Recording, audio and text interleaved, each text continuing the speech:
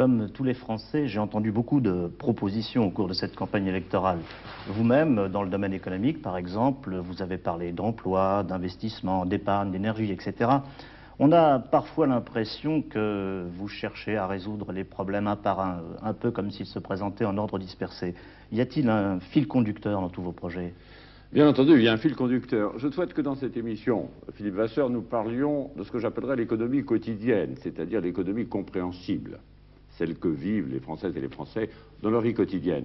Alors, en effet, j'ai traité successivement de certains sujets, parce que sinon, cela faisait un ensemble trop massif. Mais il y a une cohérence. J'ai présenté 4 propositions. Oui, 4 propositions. Une pour l'emploi, pour commencer, parce que c'était le problème central. Une ensuite pour l'équipement des entreprises, avec l'emprunt franco-allemand. Parce que si l'on veut créer des emplois, il faut des entreprises qui s'équipent et qui puissent supporter la concurrence internationale.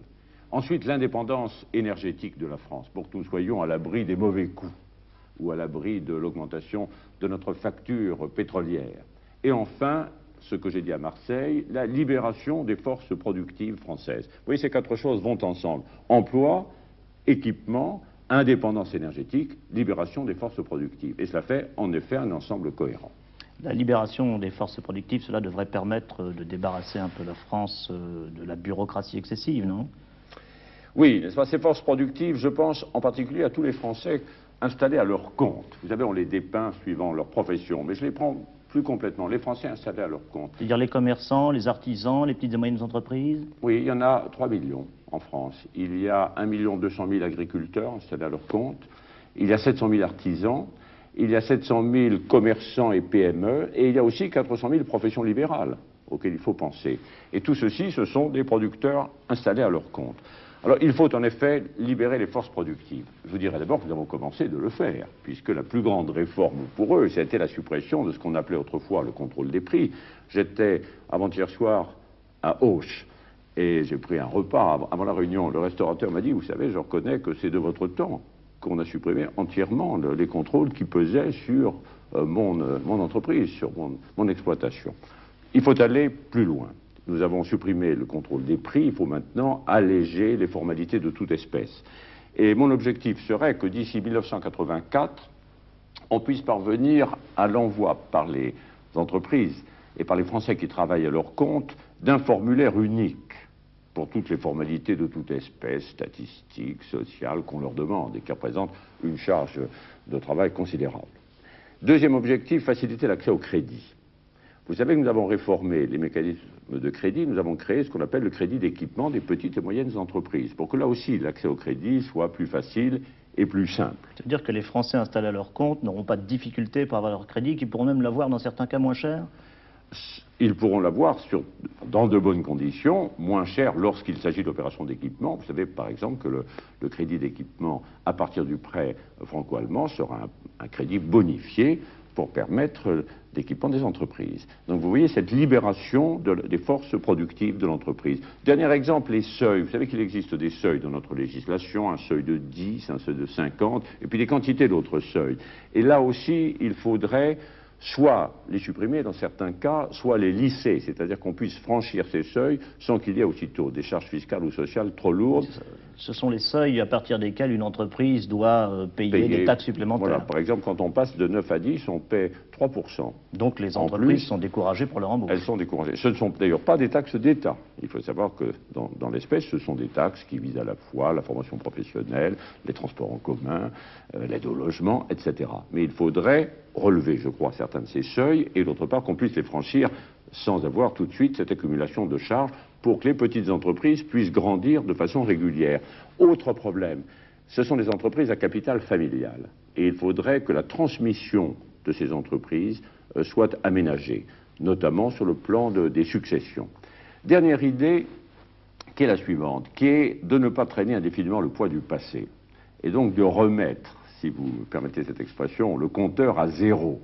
Et je pense à des situations très simples. Par exemple, au point de vue fiscal, il y a des dettes fiscales à la fois anciennes et petites. Il y a, en ce qui concerne l'agriculture, des prêts pour des calamités qui viennent financer d'anciens prêts pour d'anciennes calamités. Il y a, en ce qui concerne les rapatriés, les conséquences de décisions, et notamment de prêts de réinstallation, qui sont maintenant très anciens. Et je pense que nous pourrions remettre à zéro un certain nombre de compteurs, c'est-à-dire faire disparaître, dans des limites naturellement raisonnables et justes, certaines de ces charges ou de ces traces du passé. Et je compte le proposer lors de la prochaine réunion du Parlement. Alors il y a une catégorie de Français à leur compte qui est un peu particulière, ce sont les agriculteurs. Qu'est-ce que vous proposez pour les agriculteurs? Ce sont d'ailleurs les plus nombreux, ce sont les plus nombreux. Tout à l'heure. Eh bien, les agriculteurs, je me suis adressé à eux en Normandie, à Vassy. Et je leur ai proposé un objectif. J'ai en même temps employé une expression que depuis tout le monde a repris. L'agriculture, le pétrole vert de la France. Les agriculteurs ont tenu leur contrat. Et vous, est-ce que vous avez tenu le vôtre? Justement, d'abord, ils ont augmenté leur production et ils ont apporté à notre balance extérieure un concours très actif. Moi, j'ai tenu le mien. Et d'ailleurs, leurs dirigeants le reconnaissent. J'avais indiqué qu'il y aurait la garantie du revenu agricole dans les années que nous venons de traverser. Nous avons maintenu ce revenu. Nous l'avons maintenu dans des conditions qui n'étaient pas les meilleures, puisque nous avons dû apporter des concours budgétaires, alors qu'il vaut mieux le faire par les prix. Mais nous venons de le faire par les prix pour l'année 1981. Vous savez que cette décision, on ne l'aurait jamais obtenue sans l'intervention personnelle du président de la République. Et c'est une hausse des prix de 12,2%, alors que les évaluations actuelles de la hausse des prix en France cette année sont inférieures à ce chiffre. Si on ajoute à la hausse des prix l'augmentation de la production, les prévisions à l'heure actuelle, c'est qu'en 1981, le revenu de l'agriculture devrait recommencer à augmenter. Alors, quelques objectifs pour l'agriculture. Faciliter l'installation des jeunes. Actuellement, il y a 12 000 jeunes qui s'installent par an. Je souhaiterais qu'on porte ce chiffre à 15 000 au cours des années à venir, par des aides ou par des facilités appropriées. Il faut obtenir l'unité complète du marché européen. Nous avons fait réduire ces fameux montants compensatoires. Ils ont disparu avec les pays du Benelux. On les a réduits des 2/3 avec l'Allemagne fédérale. Il faut les faire disparaître complètement.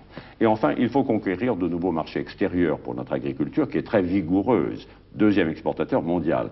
Et pour cela, à mon avis, il ne faut pas utiliser à l'excès les mécanismes de Bruxelles.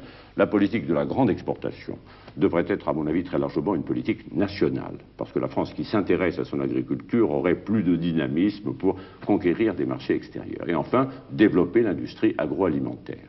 Un mot aussi pour vous parler des situations particulières régionales, parce que nous avons une politique nationale qui ignore souvent des difficultés particulières. Nous avons fait une politique de la montagne, mais il y a d'autres régions ou situations de notre pays qui doivent être prises en compte dans une politique qui soit plus proche des réalités locales. Alors les agriculteurs, les commerçants, les artisans, les professions libérales, bref, tous ces leur compte font partie pour la plupart de ce qu'on appelle les classes moyennes. Et les classes moyennes, on les entend peu, mais on a le sentiment qu'elles ne sont pas tout à fait satisfaites. Elles ont l'impression qu'elles sont un peu oubliées par rapport à d'autres catégories sociales. J'en ai parlé l'autre jour, je ne sais pas si vous avez suivi mon émission, et on m'a dit elles sont mal aimées. J'ai dit ceci, nous avions et nous avons toujours à corriger les injustices extrêmes, c'est-à-dire les plus basses rémunérations, les plus bas revenus en France, et également les situations d'opulence excessive. Nous l'avons fait. Il faut continuer à le faire, dans des limites naturellement raisonnables.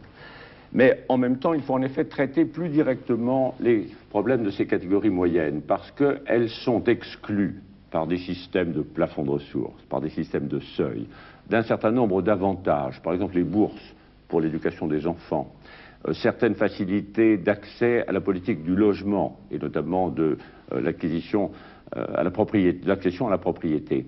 Et nous devons revoir, à mon avis, ces plafonds et ces exclusions pour que les catégories moyennes en France aient le sentiment qu'elles bénéficient pleinement de notre système, si vous voulez, de promotion de la vie sociale en France. Donc je propose le réexamen, dans un esprit là aussi objectif, naturellement, de ces plafonds et de ces seuils. Parce que ces catégories moyennes, il y a les Français installés à leur compte, mais il y a aussi les employés, il y a les cadres moyens, il y a les ouvriers professionnels, qui sont en réalité l'infanterie économique de la France. Si nous pouvons faire état d'un certain nombre de résultats, c'est en raison de leur travail.